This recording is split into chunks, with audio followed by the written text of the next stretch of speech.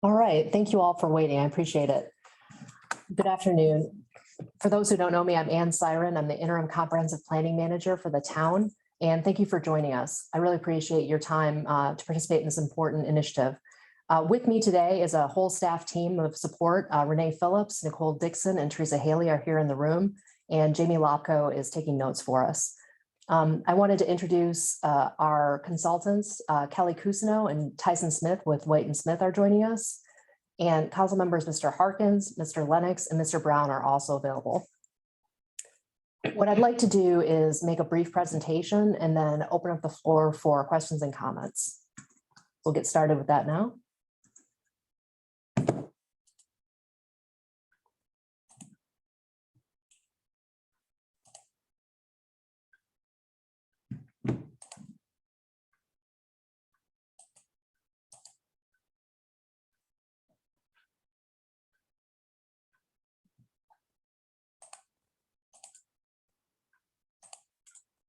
Okay.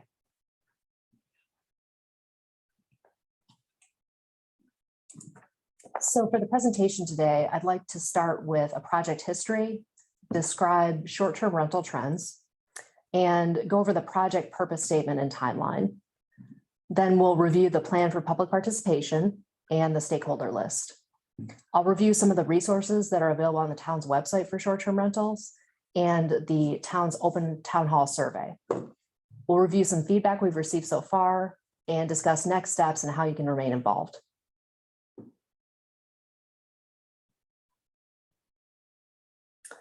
So the town is considering a predictable and balanced approach to manage the impacts of short-term rentals. The Public Planning Committee, which is a standing committee of town council, is directing this initiative. The committee discusses the project during their monthly meetings, which is the fourth Thursday of each month, starting at 10 a.m. The committee identified a number of issues related to short-term rentals that we're going to discuss and attempt to address in this initiative. That includes the number of short-term rentals on the island, the impacts of those short-term rentals on neighborhoods, the environment, and the town's infrastructure. The imbalance between residential uses and commercial uses, especially in established residential single-family neighborhoods. The impacts on workforce housing, the lack of occupancy limits for single-family homes, the requirements or the lack of requirements, excuse me, for additional parking for single-family homes that are being used as short-term rentals, nuisance issues such as noise, parking, and improper trash disposal and littering. And you can see here, we have data from 3 monitoring companies showing an increase in the number of short-term rentals, especially in the past couple of years. You can see there's some differences in data in these trend lines, and I'll speak to that in a few minutes, but you can see the general trend is an increase. So the committee developed a project purpose statement. As a resort area, Hilton Island has numerous short-term rental units, and the lack of a short-term rental ordinance has led to an imbalance between residential and resort districts and the elimination of some long-term single-family neighborhoods. The town proposes to craft an ordinance to develop a fair, predictable, and balanced approach to manage short-term rental impacts on our neighborhoods, the economy, housing stock, public facilities, and the quality of life for residents and the experience of guests.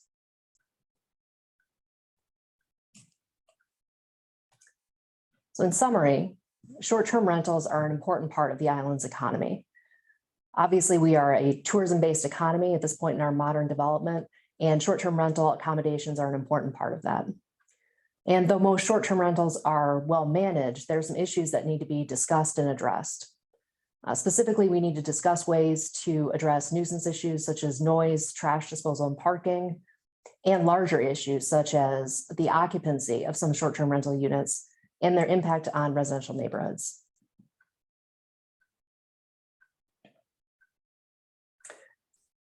In the beginning of this project, staff reached out to many other communities with short-term rental standards. We did research and presented that information to the Public Planning Committee. We contracted White and Smith, which is a code writing consultant team based in Charleston, to assist drafting standards for short-term rentals. And we developed an initial project timeline and a plan for public participation. You can see here in the project timeline, we're at the end of the first phase, which is public and stakeholder outreach and data development and research. So our public outreach, which you're a part of right now, is reaching out to stakeholder groups to understand their concerns and positions regarding short-term rentals. And we're also gathering additional data about short-term rentals, which I'll mention in a minute. The balance of the project is considering alternatives, developing a program, and finalizing and adopting that program. In terms of public participation, our plan is to get as much input as possible from stakeholders, and there's a lot of different interest groups for short-term rentals. I'll go through the list in a minute. We had a couple of in-person meetings, but now we're offering virtual meetings for folks to participate, which I think is especially helpful for folks who live out of town, but maybe own property on the island, and hopefully it provides some flexibility for people to provide input in a new way. We're also capturing public input with our open town hall survey. I'll talk about that more in a minute. Staff is providing updates during monthly public planning committee meetings to keep the public aware of what's going on in the project. You can see videos of those previous meetings on the town's website. I'll show you where you can find those later in the meeting. And we are providing updates through email, social media, and interviews to make sure everyone understands what's happening. But I would encourage you to visit the town's short-term rental initiative page on our website to understand the different elements of the project and have access to resources and sign up for project updates.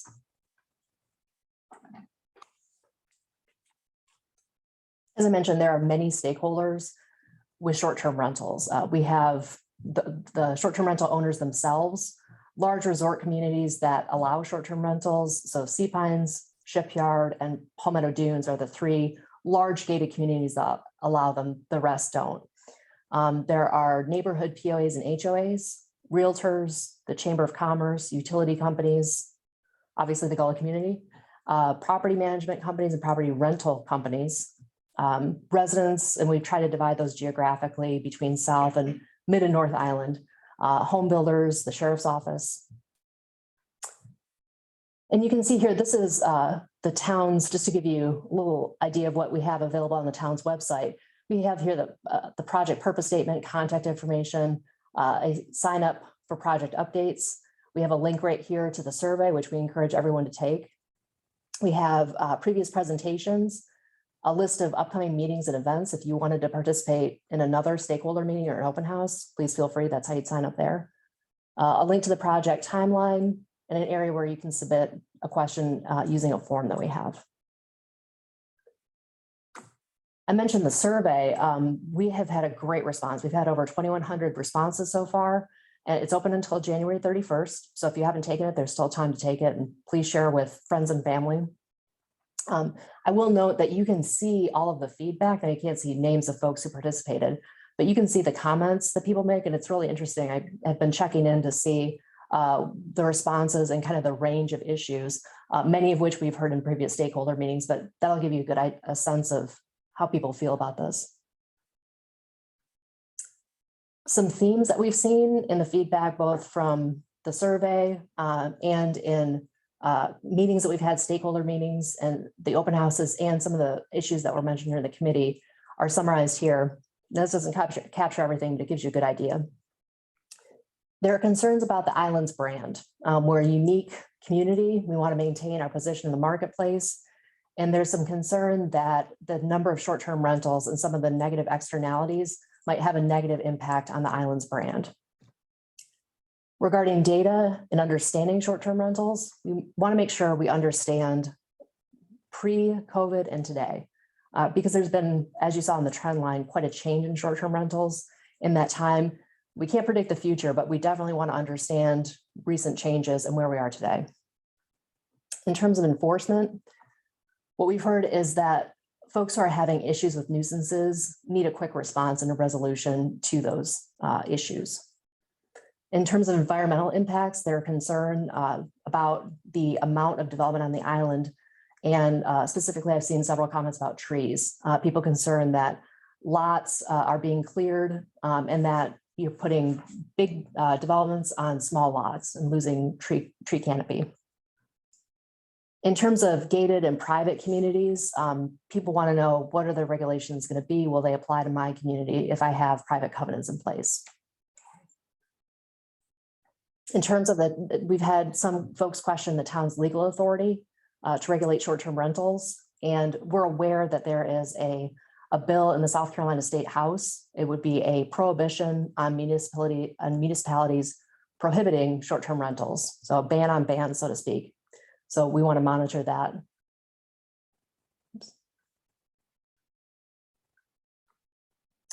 In terms of location, we've heard a lot of comments from folks that short-term rentals are maybe appropriate in some areas and not others. Others feel short-term rentals should be allowed throughout the entire island.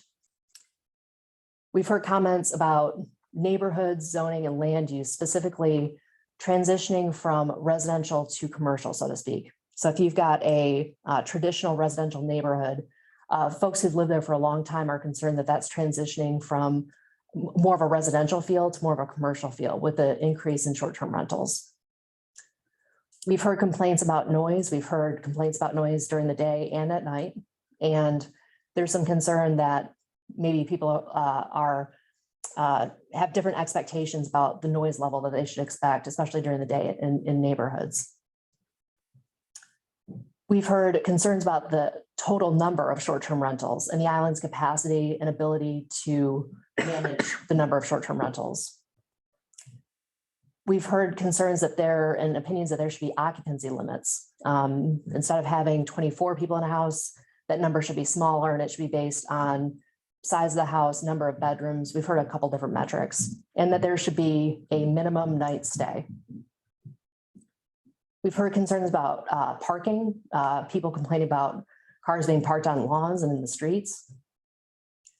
And we've heard from residents about their quality of life, both short and long-term residents. We've received questions and comments about taxes and licensing.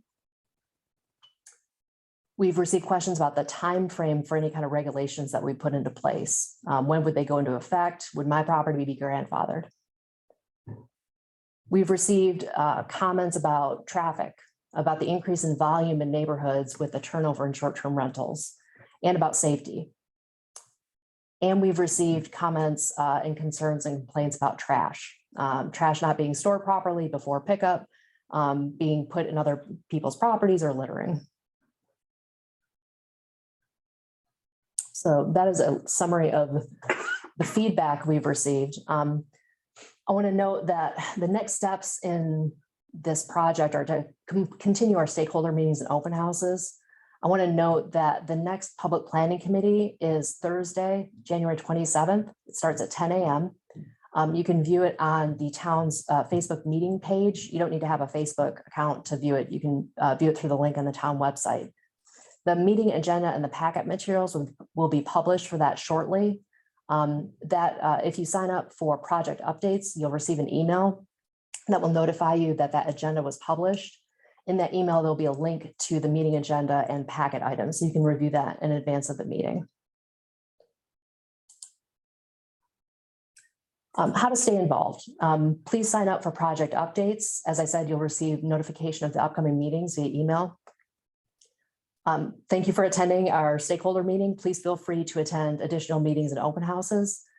Please take the open town hall survey if you haven't already, and please encourage friends and neighbors to do as well. Again, during the public planning committee meetings, we'll have updates from staff on the project. The dates aside from the January 27th meeting are listed there. And of course, please submit comments or sign up to speak during those meetings.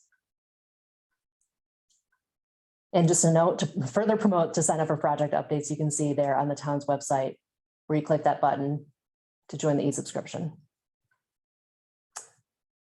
Thank you very much. And I'd like to take questions and comments. So I'll stop sharing my screen and open the floor. Oh, and please, at the bottom of your screen, there's a little icon that says raise hand. Please click that button and we'll know that you want to make a question. We'll open up your mic.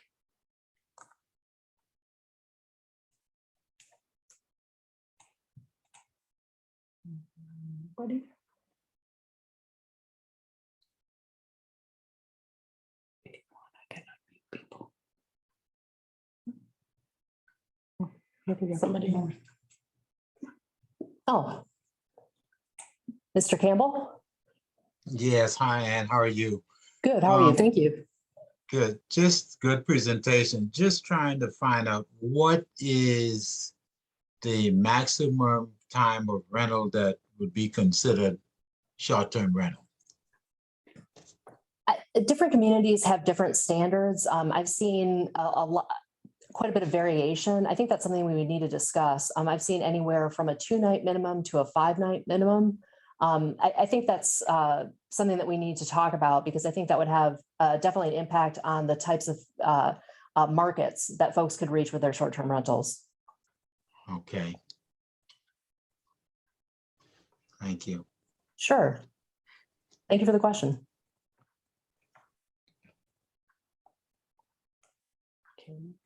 Carolyn Grant. Carolyn. Hi, Hi, Carolyn. do you know what percentage of short-term rentals are currently within Gullah communities? Has there been any information available about that? We have a little bit of mapping data available internally related to business licenses. What I'd like to do is provide that data as soon as we finalize our contract with we have a short-term rental monitoring company is going to be providing some ongoing initial data for us. That'll include locations of short-term rentals, and those are verified through the algorithm and then by the company. So we'll be able to dial into that pretty closely very soon.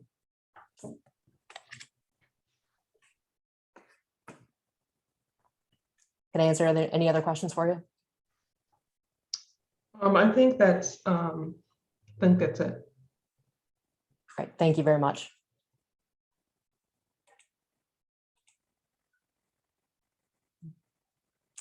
I can unmute everybody. Somebody else. Levon. Oh, Levon? Oh, there we are. Am I on? You're on. Thank you. Hi, Ann. Thank Hi. you.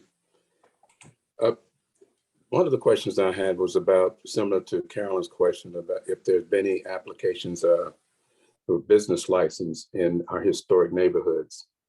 The other part of the question that I have is, how do we qualify a property that's to be short-term rental or not, if it's in a residential neighborhood? Yeah, those are two great questions. Thank you. I will check with our revenue services department and see if I can get a number for you of business licenses in the historic neighborhoods that we've had so far. And as I said, once we get the contract nailed down with the software, with the short-term monitoring company, we'll be able to dial in that number even further. In terms of monitoring, once we have that software, we can kind of keep track of what's going on in the historic neighborhoods and give you a better idea. And then you asked about, I apologize, I was writing while you asked your question. It was about the number, what qualifies as a short-term rental. We don't have a definition of a short-term rental yet, and that's part of what we need to establish under this initiative. Different communities have different standards in terms of the length of stay, and we'll need to have that discussion as part of this and come up with a definition. Yeah, thank you. One other quick question for you as well. Putting on my realtor hat, we have now in our markets like quarter shares. Are those properties considered short-term rentals? Because some of those properties can rent out short-term, or there's like 4 or 5 owners for one property. Yeah, that's a good point. I appreciate you bringing that up. I think we had one comment previously about quarter shares, and that we'll need to consider that as part of the definition. That's an excellent point. Thank you. Okay, great. Thank you. Good job. Thank you. Carolyn again? Carolyn? Yes, so my other question pertaining to Gullah communities is, because most of the historic neighborhoods are not within gated communities, how will short-term rental guidelines impact those communities once they're developed? Yeah, I think we need to take a look at any regulations that we put in place to see whether they would be applicable to, let's say, the larger communities or with communities that have private POAs and HOAs. That's part of the discussion that we need to have with short-term rentals. There are a lot of folks who feel, those regulations shouldn't apply to areas that have either private AOAs and HOAs and POAs or to the larger gated communities. There are some folks who feel it needs to be the same for everyone. So thank you for bringing that up. Oh, Ty Scott. Hello, Ann. How are you? Good. How are you? Oh, I'm sorry. Oh, I think we accidentally muted you. We'll work to unmute you. There he is. Okay. Is he Am I- unmuted on our end? Oh, you're hear me good. now? Thank you. You're Okay. good. Thank you. All right, you just kind of briefly touched on it, but I think a little bit of education with the community as far as like the threshold of how many days, would be allowed for short term and when it would trigger from a primary to a resident to a secondary home as far as 4% and 6%, how it's going to be related to that. If someone decided to take their quote unquote primary home and do a short term rental out of it, 2 or 3 months out of a year, how many days would be allotted? There may be something out there that kind of regulates it, but I think maybe educating the community more about that type of option if available. Yeah, thank you for that comment. I think education is going to be a huge component of this initiative. Any standards that the town puts into place have to be, I think, predictable and balanced and clear to folks. And so we'll be working closely with the communications department to make sure that we reach out to everyone who needs to understand the regulations and reach out in a number of different ways. Not everyone uses the internet, and we need to be as flexible and as broad as we can be. Thank you for the point. I appreciate it. Thank you. Oh, Ms. White?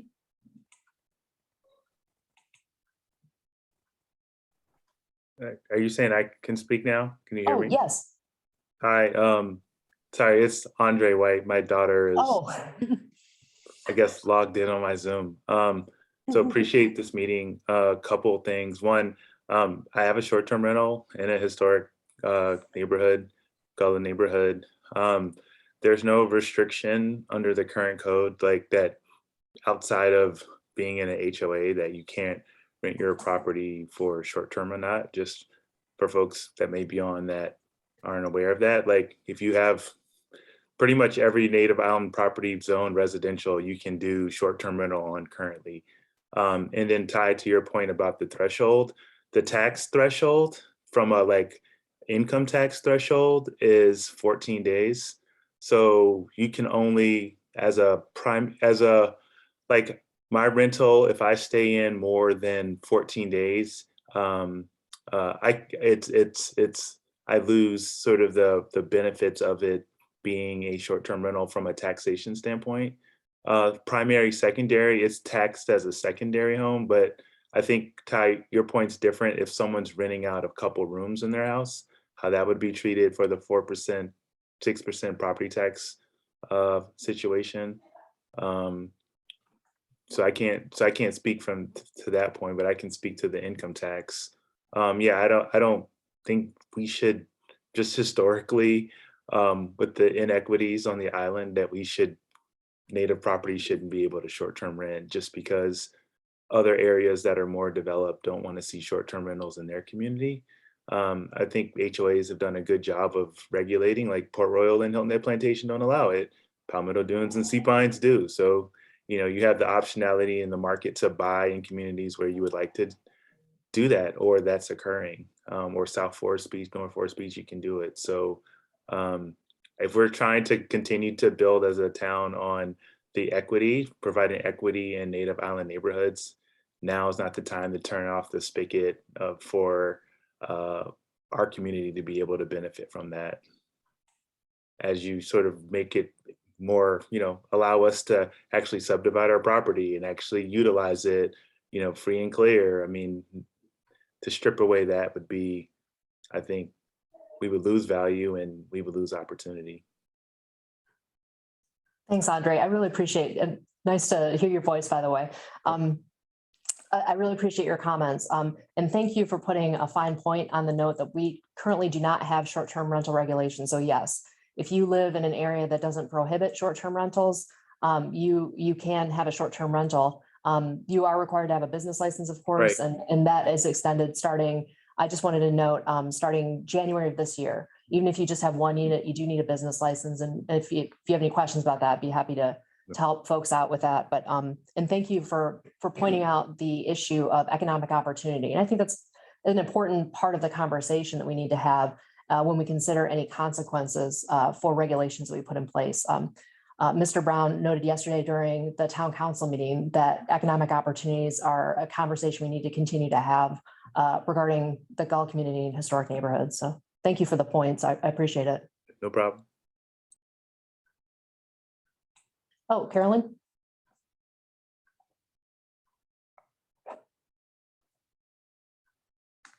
Is she unmuted already? Oh, there we go. You actually just answered my question, and I was gonna piggyback off of Ty's point of educating the community, and that was having a business license, for rentals. Yeah, I appreciate both of you mentioning that. If anyone has any questions, I know that with the change in the standardization of business license and that going into effect, folks might have some questions. Please reach out and we'll be happy to answer those questions for you. Oh, Mr. Ames just joined us. Mr. Ames, welcome.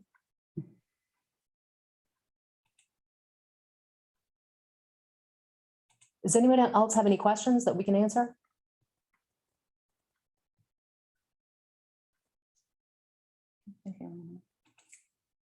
Oh, Carolyn?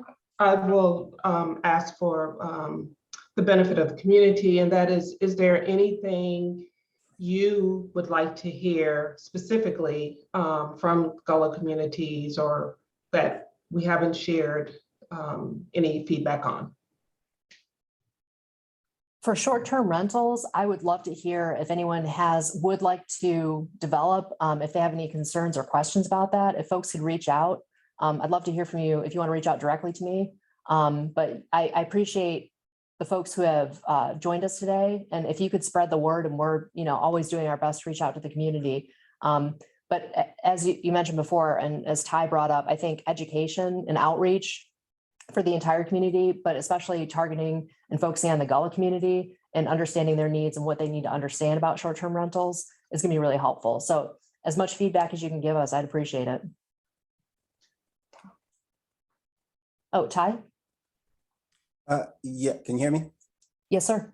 Yes, I know at one time we did have some consultants that came in and spoke with the town about accessory dwelling units, and just was kind of curious, kind of where that went, because that opportunity for short-term rentals could be afforded through these accessory dwelling units if it was something that was allowed, the mother-in-law suites or things like that within the community. And then also the tiny homes. So I just kind of wanted to throw that back out there. I know that there were some folks that came in from Charleston and different areas that talked about, their ordinances with accessory dwelling units, which we don't have now. But just kind of curious of the impacts, or if that's still, something that's being considered. Thank you for raising that point, actually. I'll be sure to include that in our general discussion. A couple of folks have brought up accessory dwelling units and tiny homes, but I think that is of interest to a lot of folks. And I think that that's something that we need to consider in this, is that those could be used both for, it could be short-term rental, it could be folks renting long-term as part of a workforce housing solution, or it could be both. But I think that needs to be part of the conversation. I appreciate you bringing that up. Thank you. Thanks.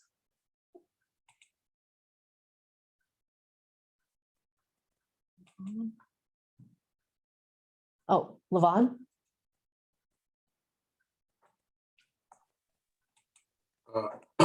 Along those same lines, I would also ask the question, or I guess we need to do some research about potential properties that are used maybe just seasonal. We do know that people come in a lot of times, especially during the golf tournament, and they will rent their homes out. They may not do that any other time of the year. So how do we, how do we regulate that? How do we identify that? And, whatever that definition will be. Yeah, thank you for bringing up. That's an excellent point. We do have some folks who have reached out and said, I rent out, a couple of times a year, maybe to friends and family, maybe a little bit more than that. So I think we need to be clear about what those lines are when we're defining short-term rentals and educating folks about what the regulations are when we put them in place. Thank you for the point. Thank you.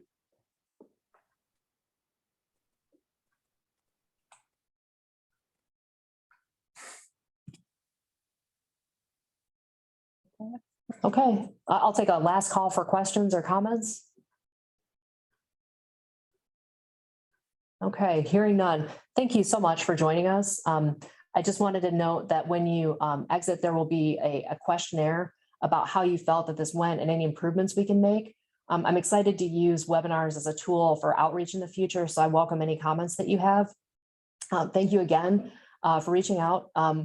The Public Planning Committee on January the 27th starts at 10 a.m. Again, the agenda and meeting materials for that will be published shortly. Please take a look at that and participate in that meeting. And I wanted to just thank again all the hard work that staff did in putting this together. I know this is a new platform, and I think Renee Phillips has done a fantastic job, and I appreciate greatly the assistance of Teresa Haley, Nicole Dixon, and Jamie Lopko in helping run this meeting. And thank you to our guests and town council members. Have a good afternoon.